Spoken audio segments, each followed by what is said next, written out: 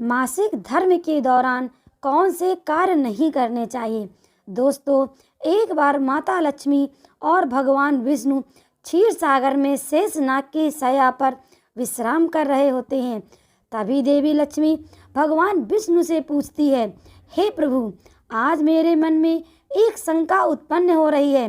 केवल आप ही मेरी इस शंका का समाधान कर सकते हैं। भगवान विष्णु कहते हैं, हे प्रिय, तुम्हारे मन में जो भी शंका हो निसंकोच होकर पूछो। मैं तुम्हारी सभी शंकाओं का समाधान अवश्य करूंगा। देवी लक्ष्मी कहती हैं, हे प्रभु, किस श्राप के कारण स्त्रियों को मासिक धर्म की पीड़ा सहन करनी पड़ती है। और मेरा दूसरा प्रश्न ये है, प्रभु, एक रजस्वला स्त्री को कौन से कार्य नहीं करने चाहिए जिससे उन्हें पाप लगता है। भगवान विष्णु कहते हैं, हे देवी, आज तुमने मानव जाति के कल्याण के लिए बहुत ही उत्तम प्रश्न किया है। तुम्हारे इन सभी प्रश्नों के उत्तर देव शर्मा की इस प्राचीन कथा से प्राप्त हो जाएगा। इस महान कथा का श्रवण करने मात्र से ही समस्त पापों का नाश हो जाता है। जो भी पति पत्नी इस कथा को ध्यान पूर्वक सुनते हैं उन्हें सौभाग्य की प्राप्ति होती है। इसलिए हे देवी, आप भी इस कथा को ध्यान पूर्वक सुनिए। देवी लक्ष्मी कहती हैं, हे प्रभु, ये देव शर्मा कौन थे, उनका आचार विचार कैसा था, मैं इस कथा को अवश्य सुनना चाहती हूँ। कृपया आप इस कथा को मुझसे कहिए, मैं इसे ध्यान पूर्वक पूरा अवश्य सुनूंगी। भगवान विष्णु कहते हैं, हे देवी, पूर्व काल की बात है, मध्य प्रदेश में एक अत्यंत शोभायमान नगरी थी। उस नगरी में देव शर्मा नाम के ब्राह्मण रहा करते थे। देव शर्मा को समस्त शास्त्रों और वेदों का ज्ञान था। वह परम बुद्धिमान, गुणवान तथा धर्म कार्य में तत्पर रहता था। सभी वर्णों के लोग उन्हें बड़ा सम्मान देते थे। वे प्रतिदिन यज्ञ, दान, धर्म तथा संध्या उपासना किया करते थे। वे पशु, पुत्र, बंधु बांधव तथा धन संपत्ति से संपन्न थे। देव शर्मा की पत्नी का नाम भगना था। वह भी अत्यंत चरित्रवान, गुणवान तथा पतिव्रता धर्म का पालन करने वाली स्त्री थी। एक दिन देव शर्मा ने अपने घर पर सत्यनारायण की पूजा रखी और सभी ब्राह्मणों को स्वयं जाकर निमंत्रण दिया। नगर में निवास करने वाले समस्त मनुष्यों को उसने पूजा के लिए तथा भोजन के लिए बुलाया। फिर पूजा के समय समस्त ब्राह्मण उसके घर पर पधारे। देव शर्मा ने सभी ब्राह्मणों का विधि पूर्वक पूजन किया और उनका आदर सत्कार किया। फिर उसने सभी ब्राह्मणों को घर के अंदर बुलाया और सुंदर आसन देकर उन्हें बिठाकर मिष्ठान भोजन कराया। ब्राह्मणों को भोजन कराने के बाद उसने भगवान का स्मरण करते हुए सभी को वस्त्र आदि का दान करके विदा किया। वे सभी ब्राह्मण देव शर्मा को आशीर्वाद देकर वहां से चले गए। उसके बाद उसने अपने परिवार, बंधु बांधव तथा अनेक दीन और भूखे लोगों को भोजन कराया। इस प्रकार से सभी को भोजन कराकर और पूजा संपन्न करके जब वह ब्राह्मण अपने घर के द्वार के सामने खड़ा रहा, तब उसने देखा कि उसके घर के सामने एक कुतिया और बैल बात कर रहे थे। उस ब्राह्मण ने उस कुतिया और बैल की पूरी बात सुनी तो उसे बड़ा आश्चर्य हुआ। वह कुतिया और बैल उसके माता पिता थे, जो पिछले जन्म के पाप के कारण इस जन्म में कुतिया और बैल बन गए थे। तब वह ब्राह्मण मन ही मन सोचने लगा, ये तो दोनों साक्षात मेरे माता पिता हैं, जो मेरे घर पर पशु बनकर आए हैं, जिस कारण से इन दोनों को प्राणियों का शरीर प्राप्त हुआ है। अब इनके उद्धार के लिए मैं क्या करूं? इस प्रकार विचार करते हुए उस ब्राह्मण को रात भर नींद नहीं आई और वह रात भर भगवान का स्मरण करते हुए सोच विचार करने लगा। उसने सोचा, मेरे माता पिता की मुक्ति का उपाय केवल मुनि वशिष्ठ जी ही मुझे बता सकते हैं। इसलिए सुबह होते ही देव शर्मा स्नान आदि संपन्न करके मुनि वशिष्ठ जी के आश्रम पर पहुंच गया। आश्रम पर आते ही मुनि वशिष्ठ जी ने देव शर्मा का स्वागत किया। वशिष्ठ जी कहने लगे, हे ब्राह्मण श्रेष्ठ, आज किस कारण से आपका हमारे आश्रम में आगमन हुआ है? आप दुखी दिखाई पड़ते हो।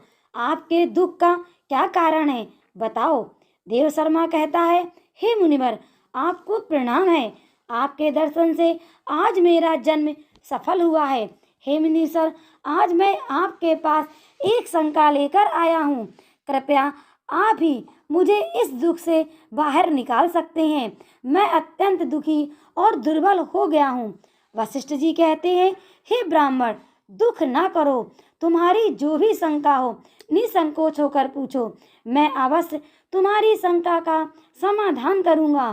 फिर देव शर्मा कहता है, हे मुनिवर, कल मैंने अपने घर पर साक्षात विष्णु जी का पूजन किया तथा अनेक ब्राह्मणों को और भूखे लोगों को भोजन कराया। विधि पूर्वक भगवान का पूजन किया। फिर मेरे द्वार पर एक कुतिया और एक बैल आ गया। दोनों मेरे घर के सामने खड़े होकर बात कर रहे थे। सबसे पहले कुतिया उस बैल से इस प्रकार से कहने लगी, हे स्वामी, आज जो घटना घटी उसे सुनिए। हमारे पुत्र के घर में ब्राह्मणों के भोजन के लिए जो दूध रखा था, एक सांप ने उस दूध के बर्तन में अपना विष उगल दिया था, जिसे देखकर मुझे बड़ी चिंता होने लगी। उसी दूध से भोजन बनने वाला था। अगर सभी लोग उस दूध को खा लेते तो उनकी मृत्यु हो जाती, इसलिए मैंने उस बर्तन में से सारा दूध पी लिया।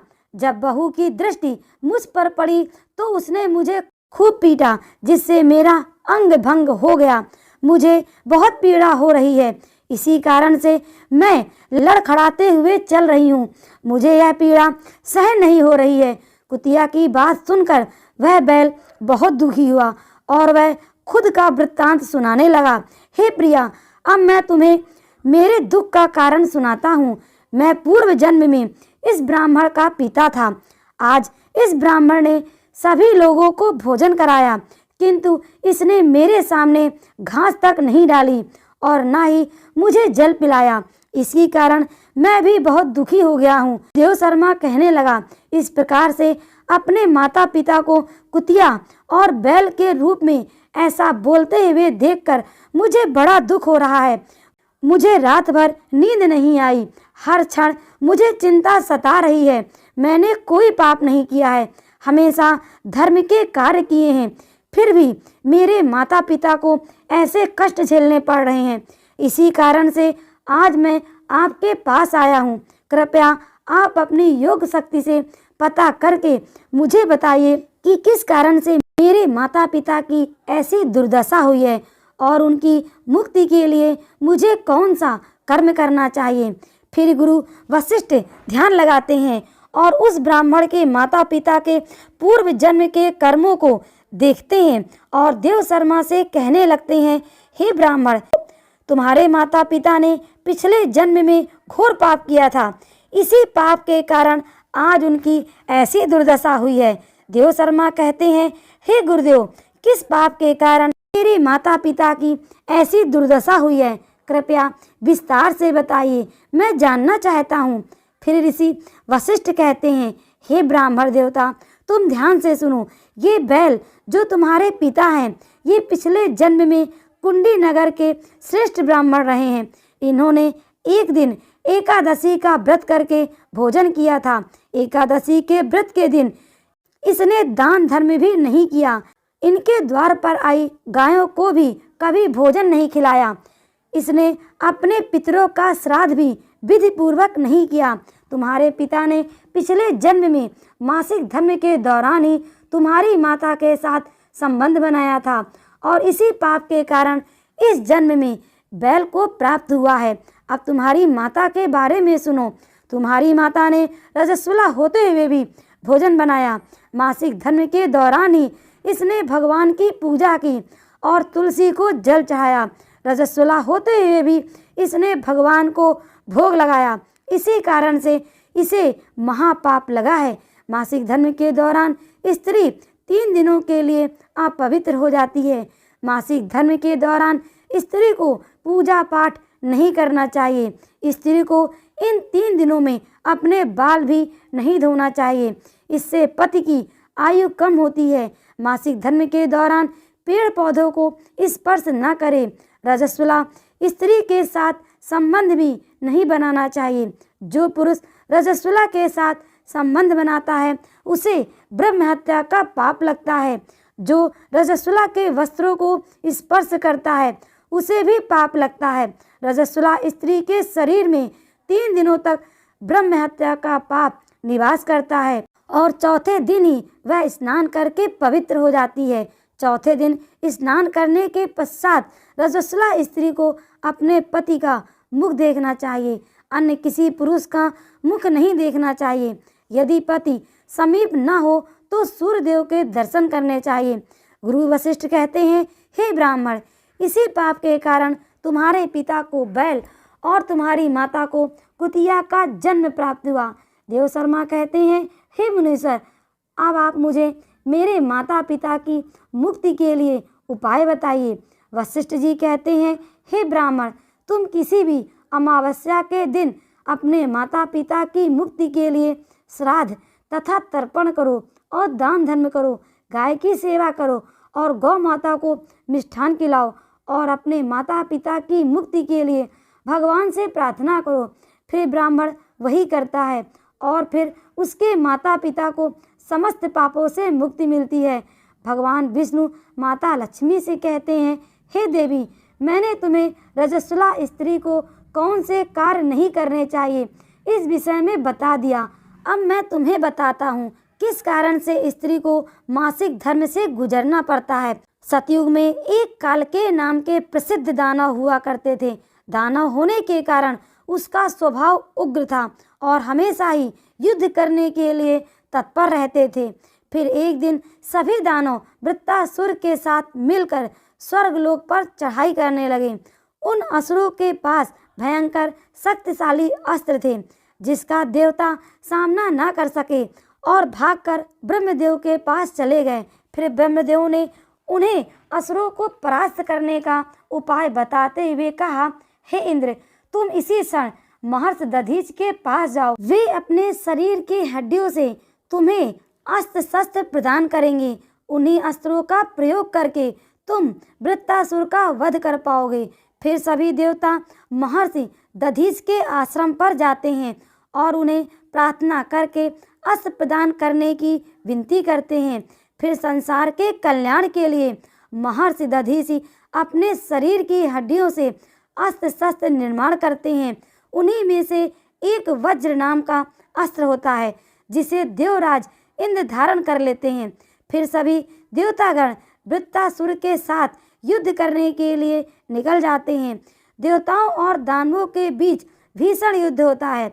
सभी देवता आकाश से दानवों से युद्ध करने के लिए एकत्रित हो जाते हैं और प्रहार करने लगते हैं।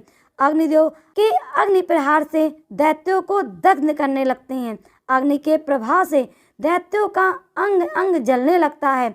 फिर वरुण देव जल की वर्षा से दैत्यों को डुबो देते हैं जिससे दैत्य त्राहि त्राहि करने लगते हैं। अनेक दिनों तक इस प्रकार से दैत्यों और देवताओं के बीच में भीषण युद्ध चलने लगता है। फिर देवराज इंद्र और वृत्तासुर आमने सामने आ जाते हैं। दोनों के बीच भीषण युद्ध होता है और फिर देवराज इंद्र अपने वज्र का प्रहार करके वृत्तासुर को मार डालते हैं। उस दानव वृत्तासुर की मृत्यु होते ही उनके शरीर से ब्रह्म हत्या बाहर निकलती है और इंद्र का पीछा करने लगती है। फिर वह ब्रह्म हत्या इंद्र के शरीर में प्रवेश कर लेती है जिससे इंद्र को ब्रह्म हत्या का पाप लगता है। देवराज इंद्र ब्रह्मदेव के पास जाते हैं और उनसे ब्रह्म हत्या से छुटकारा दिलाने के लिए कहते हैं, हे ब्रह्मदेव, उस ब्रह्म हत्या को इंद्र के शरीर से निकलने की आज्ञा देते हैं और वह ब्रह्म हत्या इंद्र के शरीर से बाहर निकलकर ब्रह्मदेव से कहने लगती है, हे परमपिता, अभी तक वह वृत्तासुर के शरीर में निवास कर रही थी क्योंकि उसने अनेक ब्रह्म हत्याएं की थी। जब इंद्र ने उसकी हत्या की थी तो इंद्र के शरीर में वास करने लगी। अब आप ही मुझे कोई उचित स्थान दीजिए जहाँ पर मैं रह सकूं। फिर ब्रह्मदेव कहते हैं, हे ब्रह्म हत्या, मैं तुम्हें उचित स्थान देता हूँ। फिर ब्रह्मदेव ने ब्रह्म हत्या के 4 भाग कर दिए और कहा, हे ब्रह्म हत्या, तुम्हारा 1/4 भाग अग्नि के भीतर रहेगा। जो भी मनुष्य अग्नि को आहुति नहीं देगा, तुम उसके शरीर में प्रवेश कर लेना। तुम्हारा दूसरा 1/4 भाग जल के भीतर रहेगा। जो भी जल में थूकेगा अथवा मलमूत्र का त्याग करेगा, तुम उसके शरीर में प्रवेश करोगी। फिर तीसरा 1/4 भाग पेड़ पौधों और वृक्षों के भीतर रहेगा। जो भी मनुष्य अकारण ही वृक्षों को काटेगा, उसे भी ब्रह्म हत्या का पाप लगेगा। फिर ब्रह्मदेव ने अप्सराओं को बुलाया और कहा, हे अप्सराओं, इस ब्रह्म हत्या का 1/4 भाग तुम ग्रहण करो। अप्सराएं कहने लगी, हे प्रभु, आपकी आज्ञा से हम इसे ग्रहण करने के लिए तैयार हैं, किंतु हमें भी इससे मुक्ति का कोई उपाय बताइए। फिर ब्रह्मदेव कहने लगे, हे अप्सराओं, जो भी पुरुष रजस्वला स्त्री के साथ संबंध बनाएगा, उसके अंदर ये ब्रह्म हत्या प्रवेश कर जाएगी। इस प्रकार से ब्रह्म हत्या के 4 भाग हुए, एक अग्नि में, दूसरा जल में, तीसरा वृक्षों में और चौथा स्त्रियों के अंदर प्रवेश कर दिया। उसी ब्रह्म हत्या के भाग्य के कारण स्त्रियों को मासिक धर्म आता है। जो भी पुरुष मासिक धर्म के दौरान स्त्रियों को स्पर्श करता है अथवा उनके साथ संबंध बनाता है, उसे ब्रह्म हत्या का पाप लगता है। भगवान विष्णु कहते हैं, हे देवी, इस प्रकार से मैंने आपको स्त्री के रजस्वला होने के पीछे की कथा और रजस्वला स्त्री को कौन से कार्य नहीं करने चाहिए आदि के विषय में बता दिया। माँ लक्ष्मी कहती है, हे प्रभु, आज आपने मुझे बहुत ही महत्वपूर्ण ज्ञान दिया है। मैं भी आपको वचन देती हूँ, जो भी स्त्री मासिक धर्म के दौरान पूजा पाठ करेगी, पति के साथ संबंध रखेगी, उसके घर में मैं प्रवेश नहीं करूँगी। तो दोस्तों, इस प्रकार से मासिक धर्म के दौरान स्त्रियों को ये कार्य नहीं करने चाहिए। आशा करते हैं आपको ये कथा अच्छी लगी होगी, तो वीडियो को एक लाइक करें और ऐसी ही जानकारी जानने के लिए आपके अपने चैनल राजलक्ष्मी को सब्सक्राइब भी अवश्य करें।